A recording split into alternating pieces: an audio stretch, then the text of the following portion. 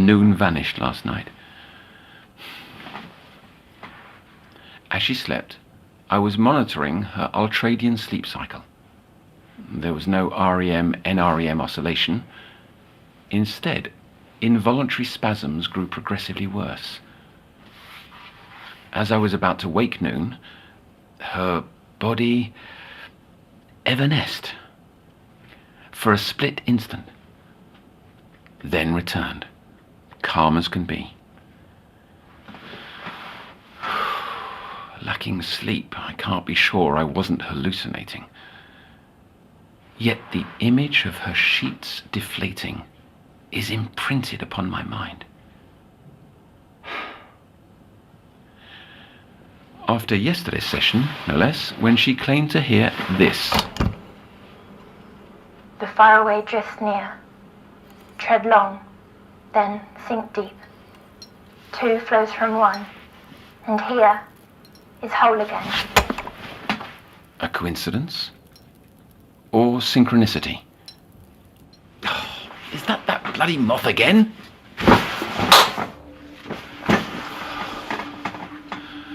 Riddle piles upon riddle, and answers continue to elude. I'll sift through every word if I must.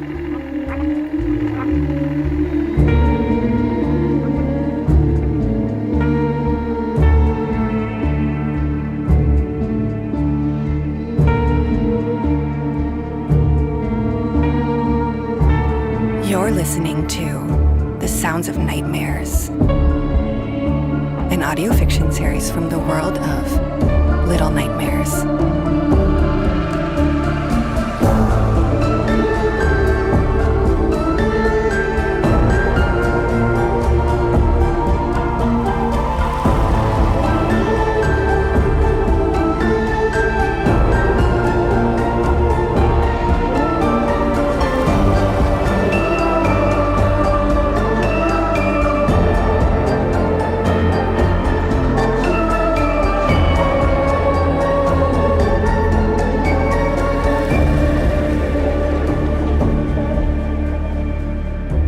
Chapter 3. The Theater of the Mind.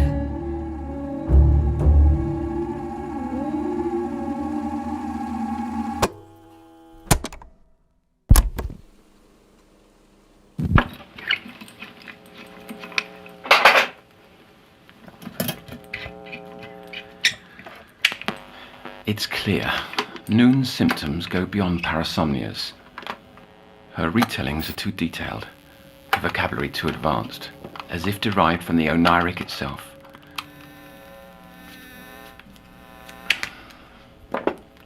However, what I find impossible to believe is that Noon's seen who you saw, Cece.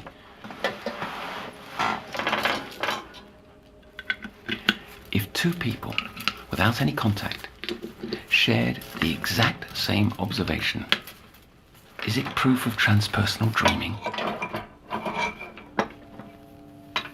But such implies concurrence, and these dreams are years apart. Then, no, I cannot be taken to metaphysical backwaters, sounding like my old professor.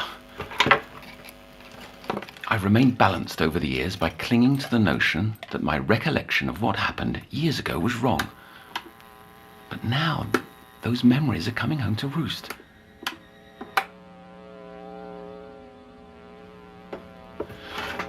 Before I began at the CPI, I promised to finish this apparatus. I let it fall away, convinced that attempting it was fool's work. Now struggling to put myself in her shoes, well, fool me twice. Oh!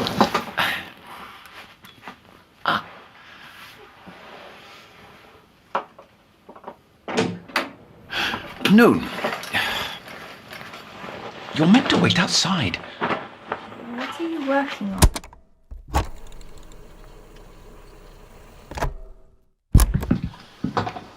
We've come to know each other better over the past weeks, haven't we? Because we're friends. That's why. And friends tell each other things. Friends, that's right.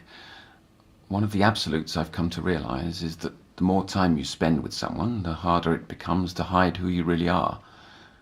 The only exception to this rule is with the company of oneself. We willfully hide what we'd rather not face. Like the candle man you mentioned seeing under hypnosis. I don't like that. What? Hiding things from myself. Nobody likes it. That's why it's important to reveal your inner face. Depth analysis, we call it. And so I'd like you to think of this session as a dialogue with your unconscious mind. You are asking the questions, not me. Asking myself questions? I'll help, but as you go, I'd like you to try. So, this candleman, did you see him again? I did. And what was this meeting like? He was much clearer. Not just him. Everything about it. My nightmare. Elaborate, please. Was it worse? More vivid? What's it like? As if I'm watching a film that I'm also the star of. And when I woke, it was here, in the copy. That felt more like the dream. More palpable. The candleman... I can't talk about him without the rest. If this is an interview with myself, may I begin where I want? Of course. Let your imagination run. But don't be afraid to interact with the dream. This is an important step in our process, the dialogue. Bring together the divided parts of yourself. The mirror. Pardon? The one off your shelf. If I meant to speak to myself, well... Patients aren't meant to have mirrors, but here you are, my bright girl. Begin as you please.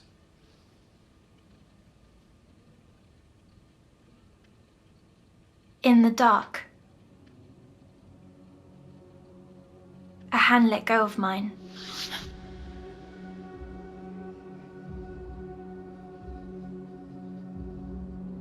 Opening my eyes, I lay on hot concrete, staring up at a sky with no sun.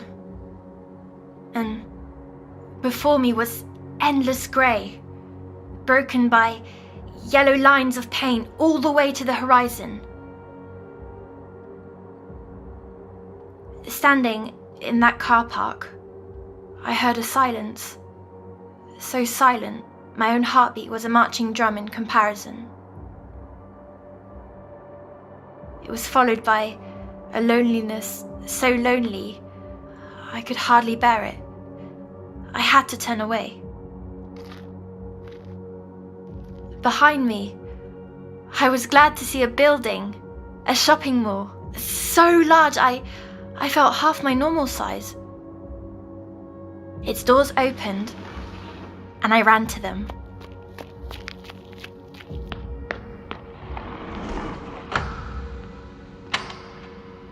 Inside the promenade, the lights flicked on, one by one, greeting me as the PA speakers came alive with music. It had been ages since I'd visited a shopping centre. I didn't know where to start. You saw no need to find an exit right away? I felt like I was in good hands. But many shops were closed, though.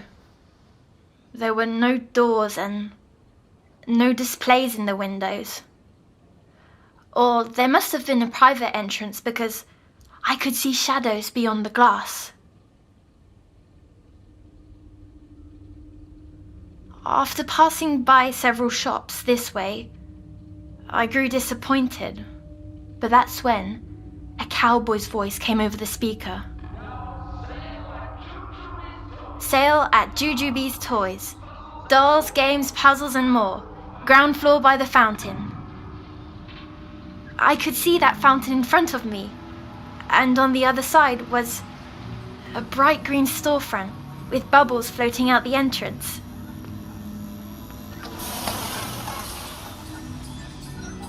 Shelves and shelves of wonders lined the shop.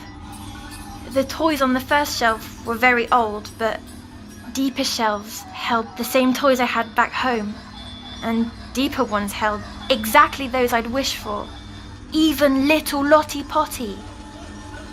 But these Lotties had black eyes, not blue, and their skin was yellow like autumn leaves. The shop owner wasn't present, so I grabbed one and began playing on the carpet.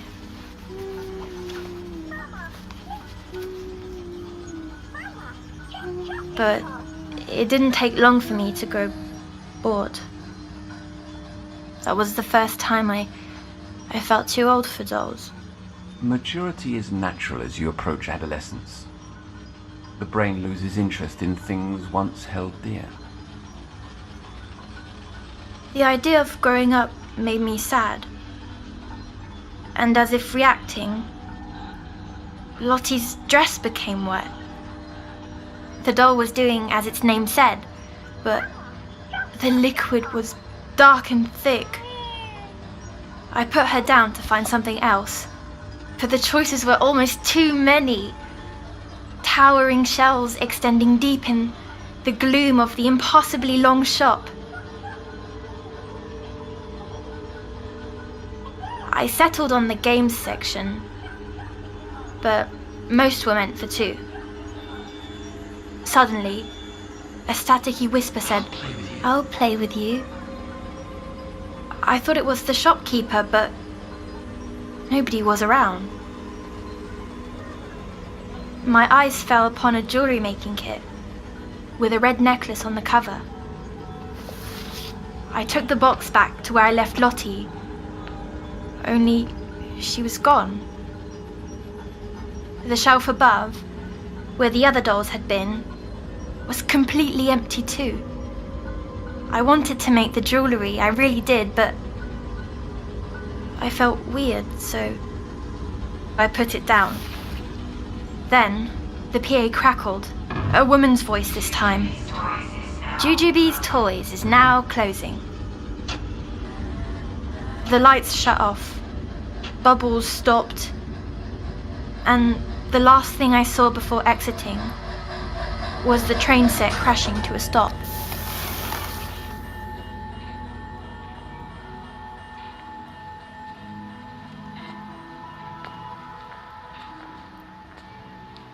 The promenade was empty still. Each step echoed across the walls and floors, which were pearl white and had patterns like veins.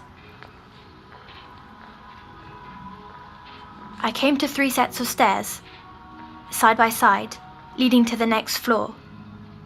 I chose one, and reaching to the top, I saw another open shop. Mademoiselle's Bijouterie. Bijouterie. But regardless, you could read this. Yes, the letters were quite big. Have you been able to read in your dreams before? I'm not sure. That's not a question I would ask myself, though, Otto. Apologies. The glass case in the centre of the room pulled me in, full of gold and silver necklaces. Hanging in the middle was an enchanting red pendant.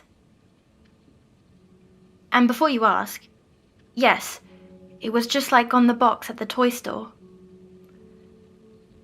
The PA came on again. A free gift to all little girls 10 and under. Without asking, I put the necklace on, glowing like a ruby teardrop. With my gift, I set to leave, but someone must have left the speaker on because I heard arguing. "Don't overdo it," said a first voice, followed by a second. "One more prize can't hurt."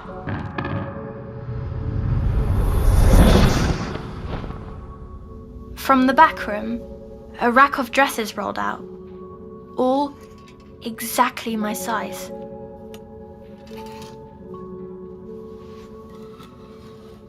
It'd been ages since I'd been allowed to pick out my own dress. The telly people chose them for me. These ones were very pretty, with lace and bows and stitching, but one... It was the plaid dress I wore the day I arrived at the copy. How could my dress be here? Your real life doesn't often mix into your dreams, Noon. Why now? Pardon? I'm asking myself questions. Well, the only explanation is that they could see inside my head. I'm not sure that's logical. Let me finish, please. You'll see. Back out on the promenade, the shop gates began to slam shut. I was worried the mall was closing, but on the floor above, a set of spinning bright lights came on. The music stopped and the PA crackled with a sing-songy voice. Showtime's patrons! Our daily motion picture will begin shortly. Hot popcorn's popping and the seats away in the playhouse. The rest of them all went dark, making the lights more enticing to follow. The lobby was red from floor to ceiling. Buckets of popcorn overflowed on the concession stand. I grabbed one and hurried to push open the huge golden doors leading into the theatre. Red velvet seats went for rows and rows, full of people. A spotlight hit the stage, illuminating an organ. But there was no organ player, only tall curtains swaying in some breeze. I tiptoed down the aisle and sat centered with the screen. The chair seemed to hug me, and the room felt dark as the first buttery bit hit my tongue. Without adverts or introduction, the film began. Images of trees on fire and white hooves galloping. I recognized the picture instantly because I'd seen it 100 times. The healing horn. Only the scenes were out of order. And the unicorn. Her horn was misshapen, like a rotten tree branch. The evil prince's face too was wrong. Feeling out of place, I looked around. The audience, I realized was not people, but mannequins. All of a sudden, a familiar scent entered the dream. Ocean. I was no longer alone. The dusty projector light made it difficult to suss, but a few seats over was the Candleman. His eyes and mouth were deep black pits inside a mess like a wet gunny sack, sagging down the floor. Without turning, he spoke. What? What did he say? It was like a voice underwater. The words could hardly escape the folds of skin. He repeated them to me. The faraway drifts near. Tread long, then sink deep. Two flows from one, and here is whole again. And then? What else? Here, here, here. He just repeated over and over. There must be more. Try. Interact with the dream. There was no more. Ask who he is. Ask what he wants. It doesn't work that way. You were right there. Don't tell me you did nothing. Not a damn thing. Stop! I'm beginning to doubt you've seen this Candleman. Perhaps you've invented the whole story. Please stop my head!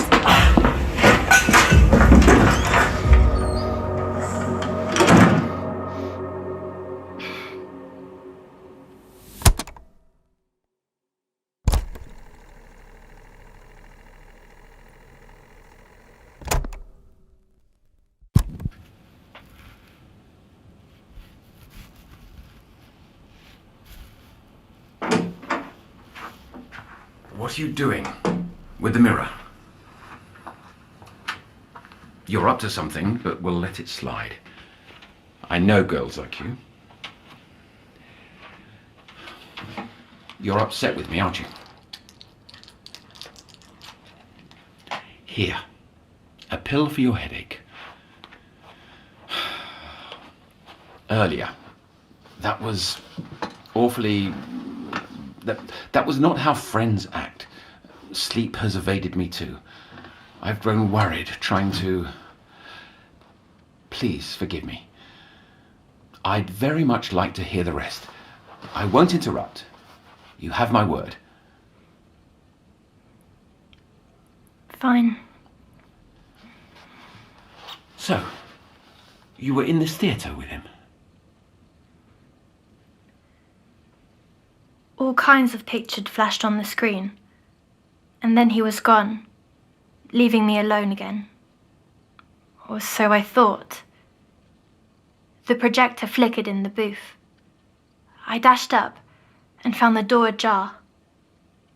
A new voice came over the PA, angry. No patrons in the projection room. The door was stuck, but I pushed and pushed. The PA boomed, "You must not enter!" The projector I saw first was shaped like a deformed eye. Then, my attention fell to the mass on the floor. A brain? A heart? No. Its muscles pumped and pumped, and its tubes ran into the walls. The voice came both from inside the room and over the PA. Happy day, no one. Happy day, no one. It knew my real nickname. The ones kids at school scribbled all over my books. How? Because it was in my head. I asked, You're the one who's been talking. All those voices. Then, I saw countless film cans around the room and understood. It was so alone. It took to imitating. Then it said, "Are you going to leave, like all the others?" I managed a yes. The thing began pulsing and, upset, it sort of cried out. So many, they take what they want and go, or get snatched away or worse. It paused, then went on. Whatever you desire, it's yours. But I didn't want anything from it. The PL belted, "The pendant! You wanted that!" The pulsing worsened until another voice came within the first. "You've driven another away." I felt bad for it. Or them. This place had been warped by pain and wanted so badly to keep me. Even the walls began throbbing. What could I do? I ran down the stairs out of the theatre.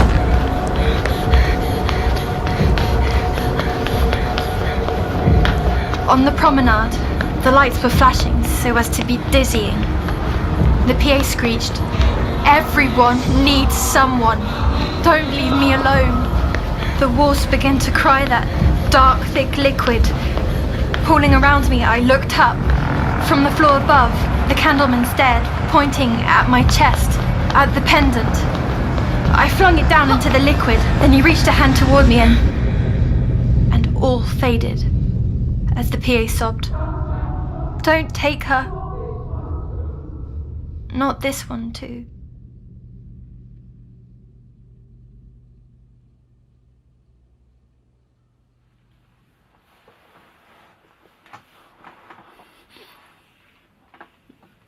There was, excuse me, a curious phrase, warped by pain. Is that how you feel sometimes? Noon, are you still angry with me? Or distracted by the mirror? Behind my ear, there's a saw. Is that why you wanted the mirror all along? It's like the ones I used to get. I need to see it. Nothing's there. It's red because you've been picking at it.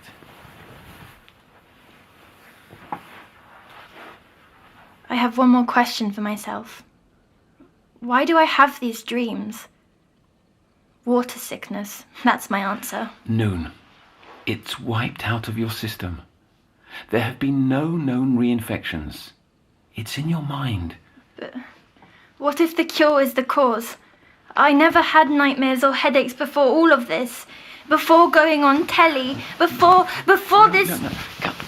Come here, my girl. You're not sick. You're perfectly fine. You're a perfectly wonderful little girl. This time I will protect you. I'm sorry. You were squeezing so tight and it slipped.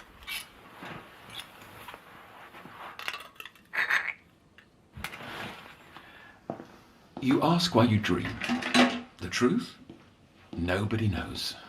My studies always assumed they were more than the brain's way of filtering subconscious thoughts. But I had no answer either. An old professor of mine thought he did. He believed dreams came from an ever-shifting plane, a quiddity of consciousness. Quiddity. Quiddity, the essence of a thing. In this case, a semi-tangible plane outside the mind. Is it the same as mutual dreams? I don't understand. My colleagues didn't either. I flip-flopped over the years, but I figured it was impossible to prove. Will I ever get rid of them then? Will I ever leave the copy? You must understand, you are a unique case. I want to let you go. As soon as... I'm better? Yes, as soon as you're better. Now. I know. Sweets for my sweet. Do I have to go back to my room? I've got to tidy, and you reminded me there's something I need to find. On you go. I'll come by later.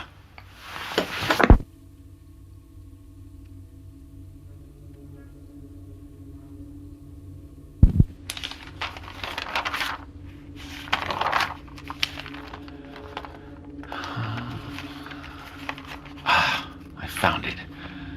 The paper that stained my professor's career. Kept it all these years, hoping and dreading there was truth in these words. We know now that there is no center to the universe. Previously we thought it was the sun. Before that we thought it was the earth. Our species always insists that ours is the quintessence of experience. Yet scientific observation proves our folly ad nauseum. If geocentrism took centuries to disprove, the question is not if, but when the same will happen to reality itself. That which we are equipped to perceive may not be the only world, let alone the predominant one.